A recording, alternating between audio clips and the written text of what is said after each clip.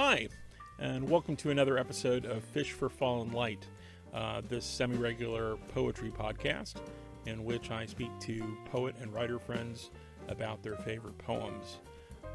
As you can tell by the music, this is a special episode. We're coming to you today. It's a birthday episode of sorts. Not my birthday, not the birthday of the poet friend who's joining me, but the birthday of the poet who that poet friend chose to share.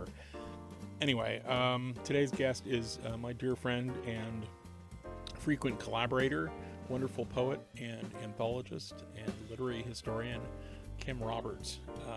Kim actually recently visited safely in the garden, quite a distance away. Actually earlier this morning. Heck, I will reveal today's date, the 27th of May, is Linda Pastan's birthday, and we decided that since we were going to meet, we would bring a favorite poem by Linda Pastan to share while we enjoyed coffee and caught up. I hadn't seen Kim. She's one of my, nearest and dearest, and I hadn't seen Kim in months. So, that's what this closure's been like. So that was a little surreal, but it was nice to see her, at least, from a distance. And we each brought since it was Linda Pastan's birthday, we decided we would bring and exchange Linda Pastan poems. Kim shared this poem that I absolutely loved, and I told her, you should come on the show, i.e. when you get home, I will call you up and I will get you on the podcast. So anyway, that's all to say that I'm hoping to get this up by the end of the day, so I can say that this is coming out on Linda Pastan's birthday, a poet and writer that we both admire and are delighted to feature on Fish for Fallen Light. So let's just get to Kim. Here's Kim.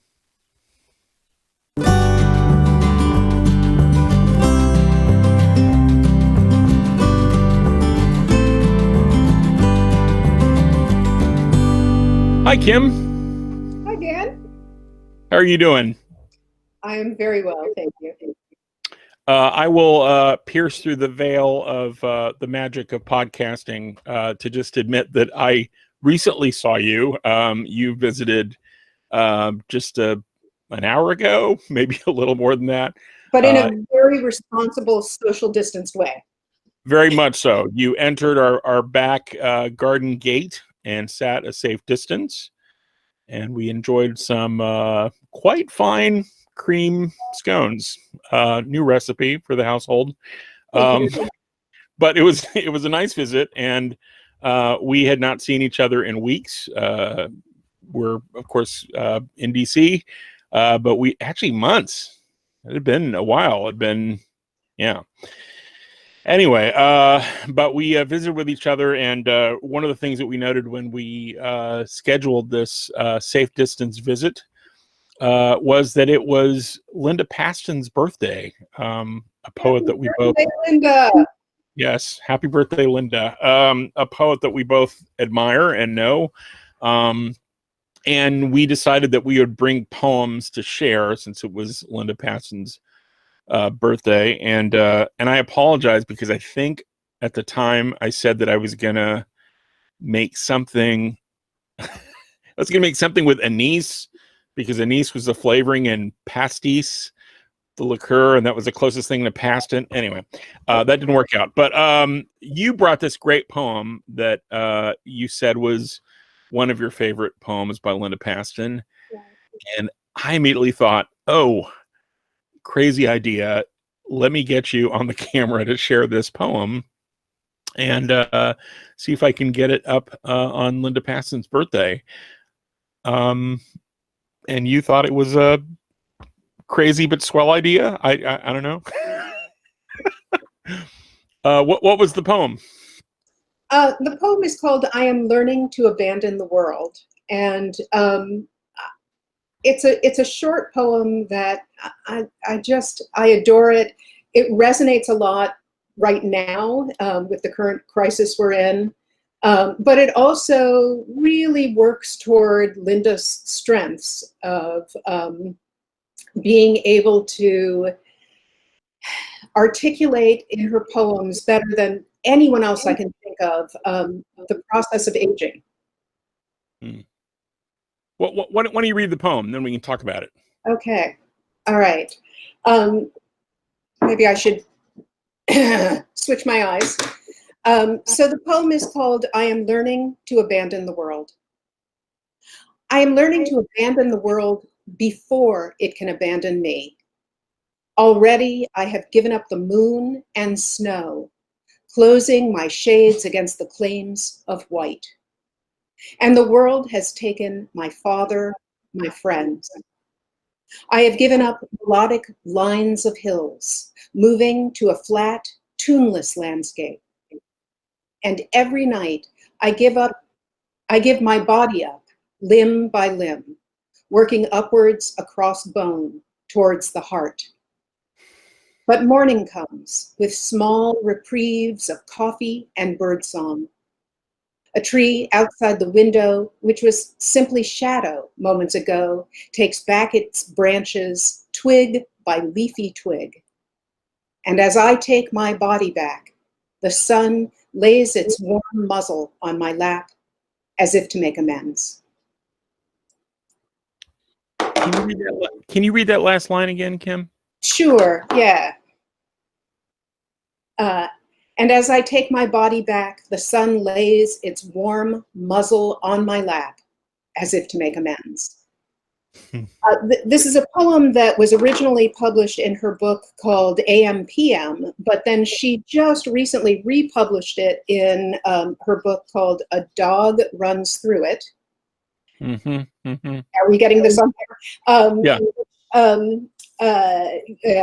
She took all of the poems that throughout her entire career that reference dogs or any parts of dogs and put it together in one single book. Really charming book.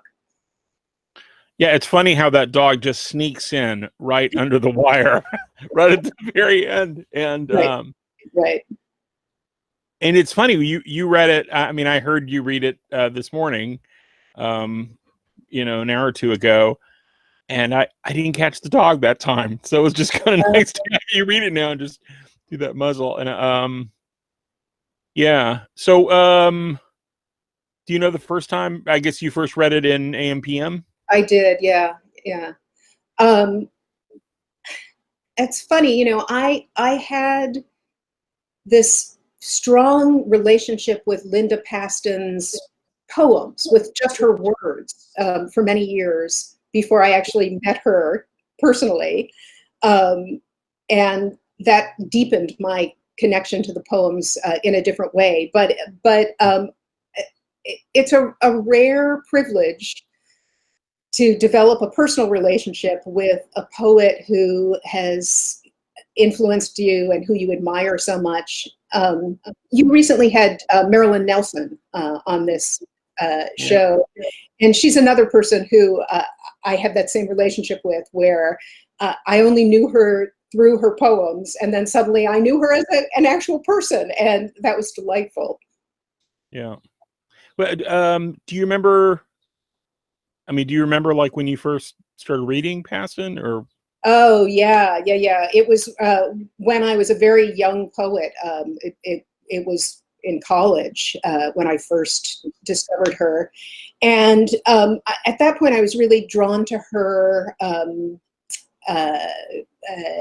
as a sort of feminist icon for me. And then strangely, I stopped reading her for a period of, I don't know, a decade, maybe a couple of decades. Mm-hmm. And I don't know what happened that made me suddenly rediscover her, but she has become a poet who's really important to me, someone who has influenced my own writing, someone who I teach. You also recently had Terry Ellen Cross Davis on this show. Terry and I, for many years, have co-taught a class called Shakespeare's Sisters, which looks at the history of women's poetry. And we always include Linda Pastan. So it's a joy to, that sort of deepens your relationship with a poet also to teach their work. And she's been so generous. One of the students in that class a few years ago did a special research project and presentation on Linda Pastan the week that we were looking at her work. And she was thrilled to find out that she was local. And so I connected them up. I introduced them, and Linda Pastan actually went to her high school and visited her class, which, you know, she's so generous. Yeah. So I'm curious. It's interesting. Kind of, you left me the copy that you had brought, and just kind of, you know, seeing it on the page. I mean, you mentioned how timely it was. I think right after you read it, I said, "God, it's like it's so present." Right. And I have to say, I'm sitting in my office with this window in front of me and this tree, our tree Hannah, as we named it, and these birds kind of flittering around it. And it's kind of astounding how one of the things we just talked about when we were visiting was the attention that people are, the way that people are noticing the outside world, and, you know, birds, and in my case, kind of this tree that I mentioned to Pete, my husband, that like, yeah, I mentioned something like, did I ever look out at this tree? You know, like, I'm not sure that I ever did before this closure. And so there's this aspect in the poem, um, you know, especially about, you know, there's the limb by limb, and then it kind of repeats again with sort of the tree outside the window. I don't know. There's just this kind of attention to detail, which is just really fascinating. There's, I mean, one of the things we talked about was how I don't know if it was like the domestic or the diurnal, you know, like the small daily things. There's Well, this, this is something that I become, I guess, more acutely aware of. I've been working on the final galleys of an anthology, my new book, which is about to come out in October. It's a book of early DC poets who were active from the city's founding in 1800 to about 1930. And one of the things that I made a point of doing in that book was trying to help readers rediscover a lot of poets whose voices had just gotten lost, including a lot of women poets. And part of the reason why women poets of these earlier eras were popular is because they wrote about subjects that were sort of domestic, poems about the home, poems about nature, poems about their faith.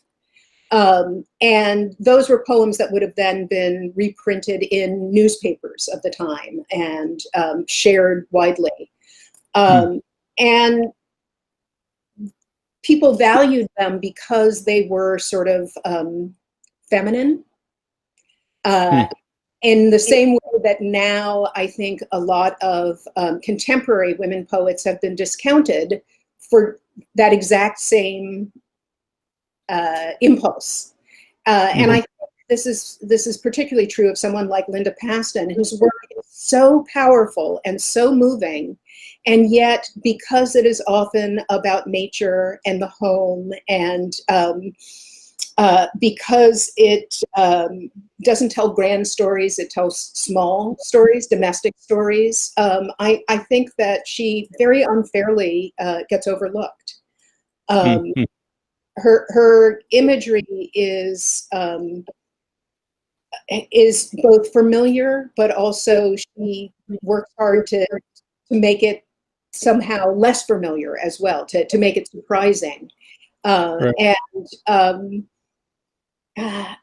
I connect her now in my mind to that earlier tradition of women writers, Mm-hmm. but she has taken what they did and brought it into a contemporary, more, I don't know, modern feminist way of speaking. Right. Yeah, it's interesting that that's reminding me of a conversation. It was a Zoom conversation that I saw in which someone was discounting. Someone was discounting Mary Oliver. I think they were talking about Mary Oliver in sort of a dismissive way, as non-political, and because her work was about sort of ponds and kind of the natural world, and I kind of pushed back in the sense that I know from friends of mine who are involved in environmental work, that the relationship that people have to the natural world, to spaces, to knowledge about kind of the world around us, this ecosystem that sustains us, that it's the direct relationship and time that people spend outdoors in these wild spaces. It's directly correlated to people's commitment to preserving those spaces, and that a real danger that naturalists, that not naturalists, but environmentalists are finding, is trying to sort of inculcate this desire by younger generations to actually spend more time in nature. That there's something about sort of like spending time conscious and aware of your surroundings that sort of directly correlates to how much you're invested in preserving them, and that it's kind of like a heightened concern among environmentalists, that they need to sort of kind of reconnect that or rebuild that. And it makes me think about the ways in which we, you know either through, I don't know if it's like sexism or that we discount those things as non-political because they're not, you know we discount. um Yes, let's call it sexism. Yeah, yeah. I mean, I think that's a big part of it. And I also think, it also comes up in, interestingly enough, it comes up in conversations around who the natural world belongs to, that it's been so disconnected from another challenge among environmentalists is sort of the overall whiteness of the environmental movement, and really trying to sort of diversify, but at the same time sort of kind of reclaim those spaces as all of our spaces. And so all those narratives, like who the narratives belong to. And so yeah, so also the domestic spaces being feminine spaces, that also that sort of kind of bolsters the unequal distribution of shared work, right? I mean, Right, so right. yeah, yeah. So it's yeah, I've just always been, it's that whole question about what's a political poem and what's not a political poem. And it's like, well, if you create more of a deep appreciation for those spaces, then you're going to care more for the, the a sense of right relationship in those spaces and the preservation of those spaces. Um, and I do think there's this, there is, for those who have been sheltered in place, there is this kind of added reflective time about the, what's observable. And because we're sort of in our homes, we're paying more attention to we're sort of kind of left to pay more attention to sort of what's around us. And yeah, yeah, Now, this is exactly the right time to be reading Linda Pastan. yeah. Well, I'm so glad you shared that. And you know, any excuse to talk about Linda Paston, and it's her Uh, birthday. Um, well, I've been asking people if there's anything they want to plug, because I people do that on podcasts. You mentioned the anthology. Can you give the name of the anthology, and I will. oh, yes. Uh, It's called By Broad Potomac's Shore, Great Poems from the Early Days of Our Nation's Capital. It is already available for pre-order from the University of Virginia Press. And you can find links to that and to my other books also at my author website, which is I will. Oh, go ahead. Go ahead. kimroberts.org. kimroberts.org. I will include a link below and a link that pre-order. If you send it to me, I'll add that. Well, that's great. And then the other project that we jointly work on is DC Writers' Homes. So I'll include the homes of hundreds now of DC area writers who have lived here. I always have to remind people that the writer has to be dead, but the house has to be living, or the dwelling has to be living. It's you know, I'm glad you came on and shared the Passion poem, and it was good to see you nearby today. Yeah. Well, take care, Kim. Be safe. You too, Kim. Bye. Bye.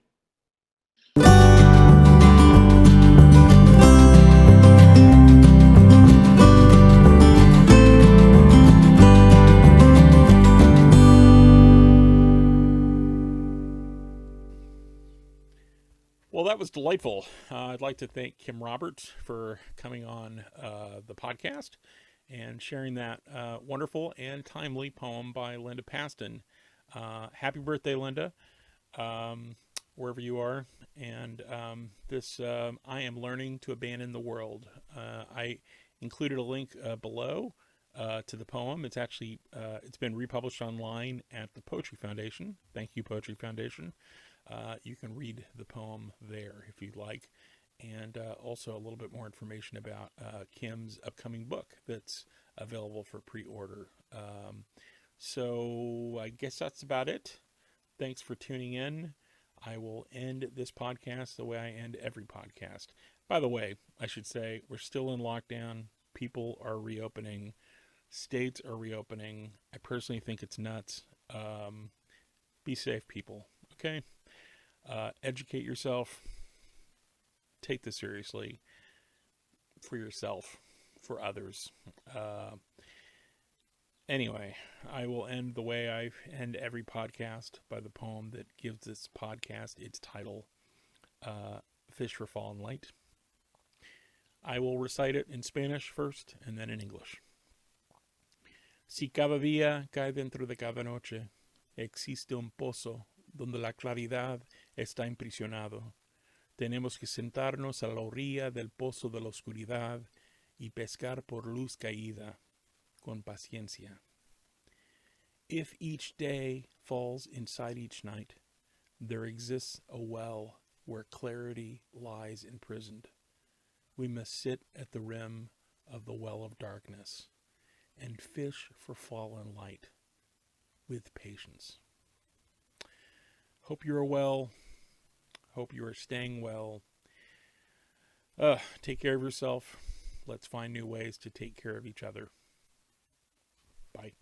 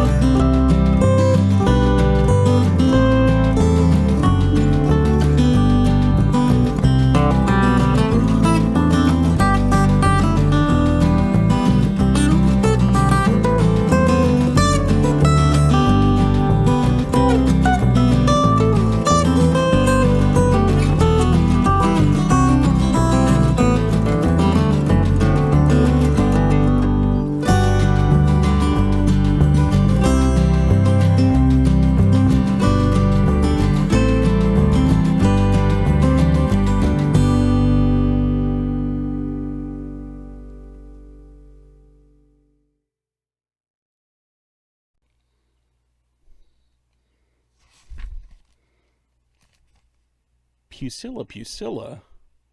No way. Sarcoramphus papa. Yeah. Oh, you're still here. Did I forget to give you the writing prompt? The secret writing prompt for this week is the letters C, J, T, N. The vowel is E. The color is green. And the number is 10. Go to it.